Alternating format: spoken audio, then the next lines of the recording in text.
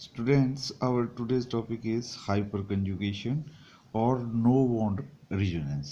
ठीक है, तो पिछले लेक्चर में हमने रिजोनेंस इफेक्ट कर लिया था.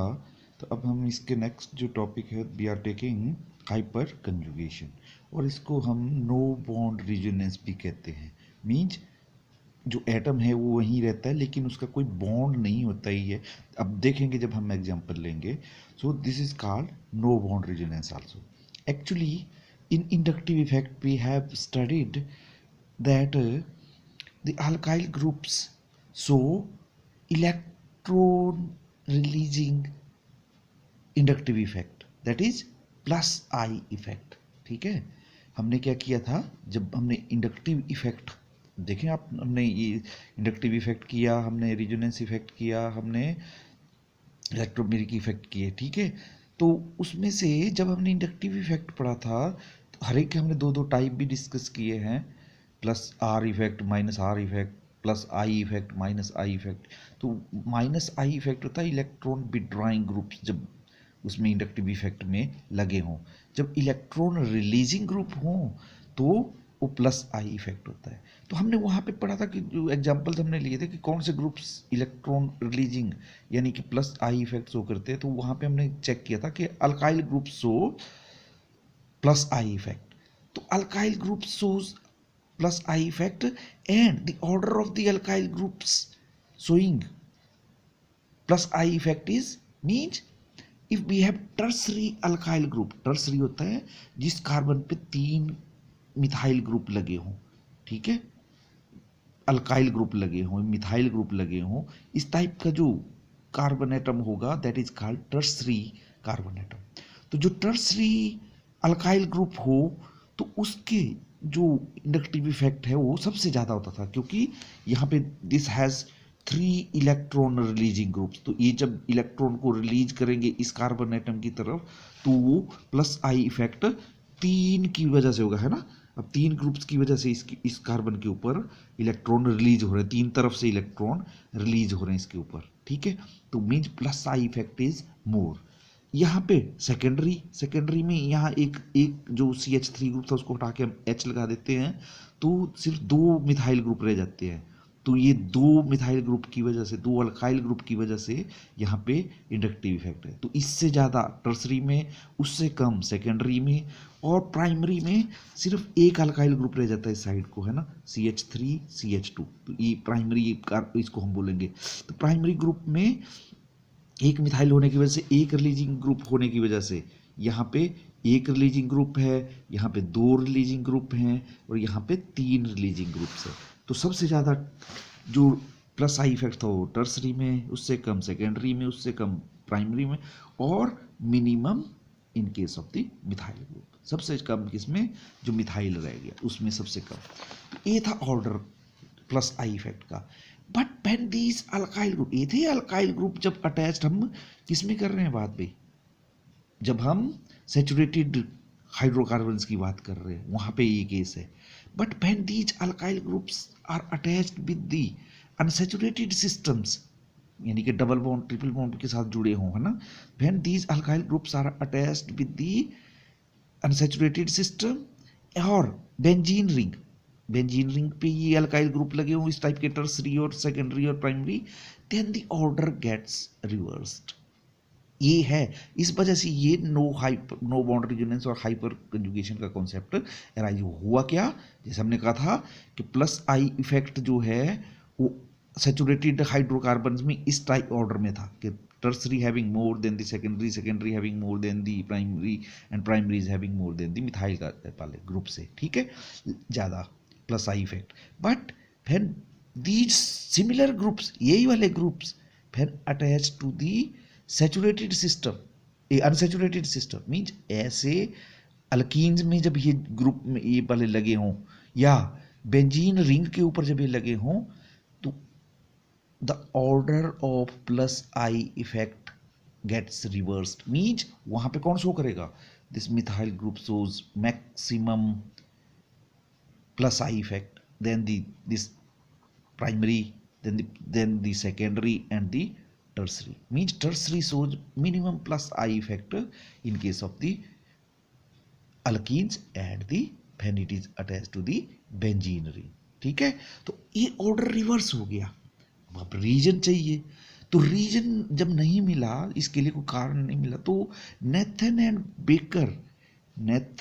And Baker are the two man which gave this new idea of hyperconjugation. Means hyperconjugation के बेस के ऊपर उन्होंने एक नया कॉन्सेप्ट दिया जिसको उन्होंने नाम दिया हाइपर कंजुगेशन का या नो बॉन्ड रेजोनेंस का, जिसको जो कि इस ऑर्डर को कि ऑर्डर जब ये ग्रुप्स अल्कीन्स और बेंजीन रिंग के ऊपर जुड़े होते हैं तो ऑर्डर क्यों रिवर्स हो जाता है वो वहाँ से एक्सप्लेन होगा। तो उसको करने से पहले हम इसके इन्होंने जो बताया कि हाइपर कंजुगेशन है क्या, डेफिनेशन यानी कि, तो वो क्या था वो सुने जरा। Hyperconjugation is another kind of resonance or delocalization of the electrons। क्या कह रहा है, हाइपरकंजुगेशन भी एक तरह की क्या है, रिजोनेंस ही है और डीलोकलाइजेशन ऑफ इलेक्ट्रॉन है जैसा रिजोनेंस में होता था, but it which takes place through the overlap between a p orbital, या तो पी ऑर्बिटल मीन्स कोई जो नॉन बॉन्डेड इलेक्ट्रॉन्स होते हैं वो होते हैं पी ऑर्बिटल में, ठीक है, या पाई बॉन्ड। सो किसके बीच में, between a pi orbital and a sigma orbital of the adjacent CH bond. जो CH बॉन्ड का ये जो C और H के बीच में सिग्मा बॉन्ड है, ये वाला जो ऑर्बिटल है, इसकी ओवरलैपिंग जब पाई बॉन्ड वाले ऑर्बिटल के साथ ओवरलैपिंग हो जाए तो उसकी वजह से वहाँ पे क्या हो जाता है, एक new kind of resonance which is called no bond resonance also, क्योंकि बॉन्ड नहीं रहता वहाँ पे, हम दिखाएंगे आपको अभी सामने जब एग्जाम्पल लेंगे, तो एक नया कॉन्सेप्ट अराइज हो जाता है जिसको हम कहते हैं नो बॉन्ड रेजोनेंस और हाइपर कंजुगेशन। कंडीशन है कहाँ पे, क्या था ये भाई, क्या था hyper conjugation, it is another kind of the resonance or delocalization of electrons which takes place through the overlap between a pi orbital and the CH and the sigma orbital of the adjacent CH bond। ठीक है, बगल में adjacent हुआ उसके बगल वाले में, means CH2 double bond CH2 तो होना ही चाहिए, लेकिन एक बगल में और अल्काइल ग्रुप अटैच्ड होना चाहिए, एक और कार्बन होना चाहिए जिसके ऊपर एटलीस्ट 1 CH बॉन्ड हो, कम से कम एक CH बॉन्ड जरूरी है, जो ये आप हम बात कर रहे हैं। देखिए जरा अब लेते हैं एग्जांपल की फॉर्म में, दिखाते हैं आपको किस फॉर्म में ये हो गया हाइपर कंजुगेशन। तो if we take this is the, ये कहा हमने, देखा ना, जैसे हमने कहा ये है CH double bond CH2 double bond, ये वाला जो ऑर्बिटल है ये पाई ओवरलैप करेंगे तो ये है पाई बॉन्ड। तो इन कार्बन के ऊपर जो पाई बॉन्ड है, तो इसका ए जो कार्बन एटम है जो पाई बॉन्डिंग में इन्वॉल्व है, ए ऑर्बिटल, इसकी पाई बॉन्डिंग वाला ए ऑर्बिटल, और बगल वाला ए जो कार्बन एटम जिसपे CH बॉन्ड वाला ए सिग्मा बॉन्डेड ऑर्बिटल, ए वाला जो ऑर्बिटल है, दे गेट ओवरलैप्ड, इनके बीच में ओवरलैपिंग हो जाती है यहाँ पे, ठीक है, ये भी आपस में ओवरलैपिंग में इन्वॉल्व हो जाएंगे। मीन्स कहने का मतलब ये जो बॉन्डेड पेयर है यहाँ इस वे में आप दिखा सकते हैं ओवरलैपिंग वाला, ये भी एग्जांपल लिया, लेकिन होता क्या है कि ये बॉन्ड यहाँ से टूटता है और इसका इलेक्ट्रॉन पेयर यहाँ को शिफ्ट कर जाता है, यानी कि यहाँ डबल बॉन्ड हो जाएगा और यहाँ का जो डबल बॉन्ड वाला इलेक्ट्रॉन पेयर है वो इस कार्बन पे शिफ्ट कर जाएगा। Means we can represent it in another way like this is the case, carbon है, इसका एक बॉन्ड, ये दो बॉन्ड भी दोनों भी हाइड्रोजन से और हो सकते हैं जब ये टर्सरी बनेंगे, सेकेंडरी बनेंगे, है ना, तो कैसे केस होंगे वो ये बता रहे हैं हम। मान लो दिस इज टर्सरी कार्बन, ए वाला टर्सरी वाला एग्जांपल है, यानी कि यहाँ पे CH3 है, तो इसका मतलब बगल वाले पे CH बॉन्ड सिर्फ एक ही है, ये वाला C एंड H। ये जो CH बॉन्ड का इलेक्ट्रॉन पेयर है that gets shift to this position, as a result जो CH डबल बॉन्ड CH2 वाला इलेक्ट्रॉन पेयर था दैट गेट शिफ्ट्स हेयर, और ये जो H टूटता है, अब जो टूट गया ना इलेक्ट्रॉन पेयर, तो यहाँ हम इस H एटम को रिमूव नहीं करते, इसको दूर नहीं ले जा सकते, इसके नज़दीक ही रखते हैं with positive charge on it. This is hyper conjugation, ठीक है। तो हाइपर कंजुगेशन में आप अब क्या हुआ, इसका जो इलेक्ट्रॉन पेयर था, ये जो बॉन्ड था ऊपर से वो इलेक्ट्रॉन पेयर यहाँ आ गया तो यहाँ डबल बॉन्ड हो गया, यहाँ पे ये जो डबल बॉन्ड था वो शिफ्ट कर गया यहाँ, तो यहाँ पे नेगेटिव चार्ज आ गया, इलेक्ट्रॉन पेयर इधर शिफ्ट कर गया। बट यहाँ दूर करके नहीं लिखेंगे कि plus H positive, we have to show it in the vicinity, जहाँ ये टूटा है ना, यहाँ से बॉन्ड हटाया हमने, इसी को इसी के नियर शो करना है। ये है नो बॉन्ड रिजोनेंस या क्या जो हमने कहा हाइपर कंजुगेशन। तो ये कॉन्सेप्ट था, ठीक है भाई। तो अभी आप देखेंगे इसकी वजह से अब इसका क्या इफेक्ट पड़ता है यहाँ पे हाइपर कंजुगेशन का। जैसे हमने कहा था कि we can explain the stabilities of the alkenes as well as that of the second application is we can explain the stabilities of the carbocations। तो देखते हैं अभी alkenes में ही हमने जैसे कहा था कि क्या इफेक्ट पड़ता है। सपोज वी हैव दिस ए वाली अल्कीन हमारे पास है ना, कौन से वाली, जिसमें प्राइमरी वाली यानी कि ई ग्रुप जुड़ा हुआ है, यानी कि इसके ऊपर तीनों के तीनों एच एटम है, 3 एच एटम है, ठीक है। सो जब ये हाइपर कंजुगेशन शो करेगा तो क्या होगा, यहाँ का फर्स्ट बॉन्ड को मान लो इस सी एच बॉन्ड का इलेक्ट्रॉन पेयर यहाँ शिफ्ट किया, तो यहाँ का यहाँ शिफ्ट किया, तो इससे क्या हुआ, दिस इज द वे, ये दो अभी सी एच बॉन्ड वैसे के वैसे, ठीक है। But this H atom gets positive charge and no bond resonance बोला ना, तो बॉन्ड नहीं बनाना है इसको विजिनिटी इसके नियर ही रखना है, लेकिन बॉन्ड नहीं बनाना है। तो एक स्ट्रक्चर तो ये हो गया। अब दूसरा केस देखिए जरा, किस वजह से बड़े स्ट्रक्चर है, more the hyper conjugated structures more will be the stability, ठीक है। ऑर्डर उस बेस पे रिवर्स हुआ वो वाला। तो देखिए यहाँ पे जैसा हमने कहा, इस पहले में केस में एक स्ट्रक्चर ए पॉसिबल हो गया। अब दूसरा स्ट्रक्चर ये वाला बॉन्ड ऊपर वाला जो था, जो हमने तोड़ा था भी, वो वैसे के वैसे रहे, लेकिन ये जो साइड को सी एच बॉन्ड था उसको तोड़ के हम उसका इलेक्ट्रॉन पेयर इस टाइप पे यहाँ पे शिफ्ट किया और O H positive as it is show किया हमने, और नीचे वाला भी वैसे के वैसे, तो दूसरा स्ट्रक्चर बन गया। एक और पॉसिबिलिटी, अब ये दो सी एच ऐसे के ऐसे रहे हैं ना, ये दोनों सी एच ऐसे के वैसे रहे बॉन्ड, और तीसरे का नीचे का सी एच बॉन्ड तोड़ के हम इसका अनदर रिजोनेटिंग स्ट्रक्चर बनाए। अनदर काइंड ऑफ रिजोनेंस बोला है ना, तो ये भी रिजोनेंस ही है, लेकिन अनदर काइंड ऑफ रिजोनेंस है कि मीन्स ये जो एच पॉजिटिव जो आयन यहाँ बनता है उसको हमने वहाँ रख के स्ट्रक्चर्स को चेंज डिफरेंट दिखाना है। तो पहले केस में एच पॉजिटिव ऊपर था, सेकंड केस में एच पॉजिटिव यहाँ आ गया, थर्ड केस में एच पॉजिटिव नीचे वाले एटम के साथ है। तो means we have 4 structure now, this this this and first one, ठीक है। तो इसके लिए जब डबल बॉन्ड के वाले के साथ यानी कि अनसैचुरेटेड एटम के साथ, बॉन्डेड एटम के साथ बगल वाले पे एडजेसेंट वाले की थी कंडीशन है ना, उसका सिग्मा बॉन्ड हो, सी एच सिग्मा बॉन्ड का, तो उसके ऊपर 3 एच एटम हो, तो देयर विल बी कितने होंगे भाई, there will be 4 resonating structure, 4 hyperconjugation structure possible. अब लेते हैं सेकेंडरी, यदि ये सेकेंडरी बन जाए मीन्स एक एच एटम को हमने CH3 ग्रुप से हटा दिया यहाँ के, तो 2 ही एच एटम रह गए। अब 2 है तो 2 के लिए फर्स्ट केस में इसको हटाएं तो ए वाला स्ट्रक्चर पॉसिबल होगा। सेकंड केस में जो नीचे को एच एटम है इसको रिमूवल करें तो यहाँ पे, तो मीन्स यदि हमारा एच एटम जो पहले केस में 3 थे तो 4 स्ट्रक्चर बने। अब एक कम किया था हमने एच एटम यहाँ से इस वाले एडजेसेंट एटम से, तो उसकी वजह से जितने होंगे उतने ही स्ट्रक्चर, एक कम हो गया उस वजह से, क्योंकि 2 ही रह गए तो 3 hyper conjugated structures will be possible. अब देखें जरा, if we have this both these 2 as, ये भी तो एक हटाया ही था हमने, एक और हटा दिया ऊपर वाला जो एच एटम था उसको भी हटा दिया मान लो CH3 से, तो अब एक एच एटम रह गया इसके ऊपर, एक रह गया तो सिर्फ यही इसका ही इलेक्ट्रॉन पेयर यहाँ शिफ्ट करेगा। So there will be just 2 resonating hyper conjugated structures, ठीक है। और यदि इस एच एटम को भी हम हटा दें, जो टर्सरी वाला हमने कहा था, तीनों ही CH3 बना दें, तो तीनों CH3 बना दें, तो there will be no hyperconjugation possibility, ठीक है।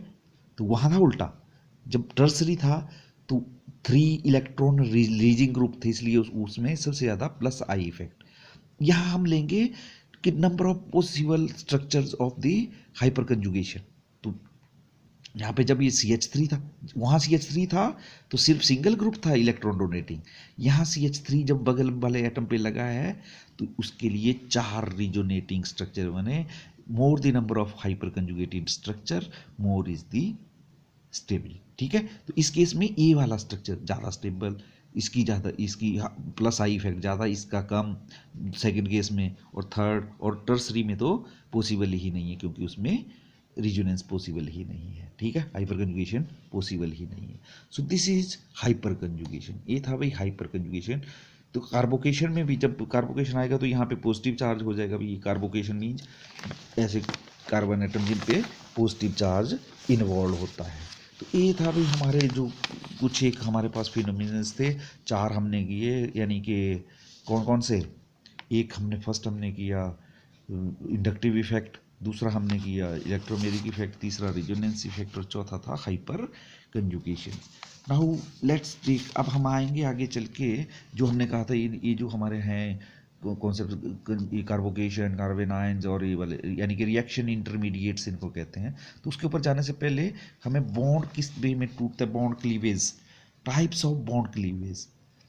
देखिए भाई, जब CH या CC के बीच में, कार्बन कार्बन के बीच में या कार्बन हाइड्रोजन के बीच में, आप जानते ही हैं जब हम ऑर्गेनिक केमिस्ट्री पढ़ते हैं तो ज़्यादातर हमारे बीच में जो बात करते हैं हम, तो बिकॉज ये कार्बन के ही कंपाउंड्स की जो स्टडी होती है वही ही ऑर्गेनिक केमिस्ट्री में होती है। तो या तो कार्बन कार्बन के बीच में बॉन्ड टूटेगा या कार्बन हाइड्रोजन के बीच में ज़्यादातर जो बॉन्ड ब्रेकेज रहेगी। तो जो या यूँ कहें कोवेलेंट बॉन्ड ब्रेकेज है, तो व्हेन बॉन्ड इज इन्वॉल्व, मान लो 2 एटम के बीच में बॉन्ड है in general A and B के बीच में, फैन वन। अब तो इस बेस पे हमने 2 टाइप की इसको क्लीवेज बोला है, 2 टाइप में बॉन्ड ब्रेक कर सकता है, homolytic cleavage that is homolytic fission, या हेटेरोलिटिक क्लीवेज या heterolytic fission. Suppose we have a bond between the 2 atoms, ठीक है ना। So the breaking of covalent bond in such a way that each atom separate with 1 electron of the shared pair। Bond का मतलब होता है एक shared pair of electron है, वहाँ पे 2 इलेक्ट्रॉन का होता है। मीन्स शेयर्ड पेयर का मतलब होता है जो बॉन्ड जब बना था तो एक इलेक्ट्रॉन A ने डाला था और एक इलेक्ट्रॉन B ने डाला था। ठीक है, वो हुआ shared pair of electron. Means covalent bond में जनरली एक इलेक्ट्रॉन एक एटम डालता है। तो मान लो 2 एटम थे A एंड B, एक इलेक्ट्रॉन A ने डाला था, एक इलेक्ट्रॉन B ने डाला था। सो इस वजह से ये बॉन्डेड पेयर बना था। अब ये जब टूटेगा भी और उसी वे में टूटे कि A एक इलेक्ट्रॉन अपना ले जाए और B अपना इलेक्ट्रॉन ले जाए, इस वे में जब इस टाइप का ब्रेकेज होता है उसको कहते हैं होमोलिटिक क्लीवेज, कि दोनों अपना अपना शेयर ले गए। एक A ने डाला था एक B ने, तो एक A ले गया एक B ले गया। सो ऐसे केस में हमारे पास ऐसे अनपेयर्ड इलेक्ट्रॉन उन एटम पे जनरेट होता है, तो इनको कहते हैं हम फ्री रेडिकल्स। आगे चल के स्टडी करेंगे, जैसे मैंने कहा था हमने रिएक्शन इंटरमीडिएट में, तो फ्री रेडिकल जनरेशन होती है इसमें। सेकेंड टाइप ऑफ क्लीवेज है heterolytic cleavage. This involves the breaking of the bond in such a way that both the electron of the shared pair are carried away by one atom। जब bond की breakage इस वे में हो कि दोनों के दोनों इलेक्ट्रॉन, शेयर्ड पेयर था भाई, शेयर्ड पेयर बोला फिर से कि दोनों ने इलेक्ट्रॉन डाला था, एक इलेक्ट्रॉन A ने डाला था एक B ने डाला था, but in this case both the electrons are taken by one atom. दोनों के दोनों B ले गया, इसलिए उसके ऊपर आ गया नेगेटिव चार्ज, और ए को लॉस हुआ है, उसका एक इलेक्ट्रॉन था, हिस्से उसका भी था एक इलेक्ट्रॉन का, तो उसका एक इलेक्ट्रॉन लेस हो गया, तो इसके ऊपर एक पॉजिटिव चार्ज आ गया। ठीक है, उसको एक का गेन हुआ है तो इसके लिए ऊपर एक नेगेटिव चार्ज, उसको एक का लॉस हुआ है तो इसके ऊपर एक positive charge. And this type of cleavage is called heterolytic cleavage. और यहाँ पे हमारे पास तो ए जो बनते हैं हमारे पास, ठीक है, जैसे B बना इसको हम एनायन बोलेंगे, और जो A बनेगा जिसके ऊपर पॉजिटिव चार्ज आएगा उसको हम कैटायन।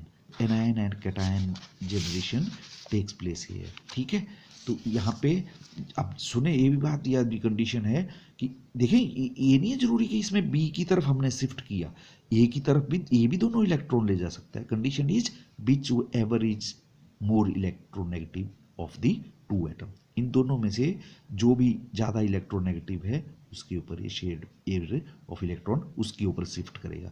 यदि ए ज़्यादा इलेक्ट्रोनेगेटिव है तो ए के ऊपर इलेक्ट्रॉन पेयर जाएगा, यदि बी ज़्यादा इलेक्ट्रोनेगेटिव है तो बी के ऊपर जाएगा। So that's about all about by this cleavage of the bond. तो अब हम अगले वाले जो है उसमें टॉपिक में ये रिएक्शन इंटरमीडिएट्स लेंगे। तो थैंक यू।